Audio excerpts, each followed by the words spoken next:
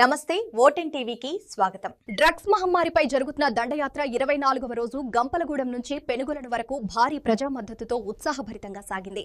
యువతలో చైతన్యం కలిగిస్తూ డ్రగ్స్ కు ఎన్నో, జీవితానికి ఎస్ అనే నినాదాలతో నిర్వహించిన ఈ అవగాహన ర్యాలీ మార్గమధ్యంలోని గ్రామాలన్నింటిలో సందేశ జ్యోతి వెలిగించింది.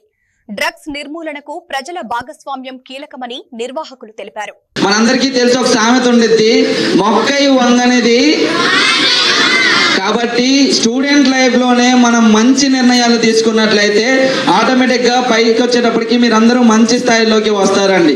ఆ ఉద్దేశంతో ఇక్కడ ఈ కార్యక్రమాన్ని పెట్టబోతున్నాం. తర్వాత అందరికీ తెలిసిందే, ఇది జనవరి 27న మొదలైంది. మార్చి 1 వరకు ఈ సైకిల్ యాత్ర అనేది కొనసాగుతుందండి. ఇంచుమించు 510 కిలోమీటర్లు ప్రయాణం, అలాగే 35 రోజులుగా చేయడం జరుగుతుందండి. దీనికి సంబంధించి ప్రతి గ్రామం, ప్రతి పట్టణం కూడా మన మేడం వాళ్ళు తిరుగుతూ ఉంటారు సైకిల్ పైన. అందరికీ ఆ విషయం తెలిసిందే. ఆ తర్వాత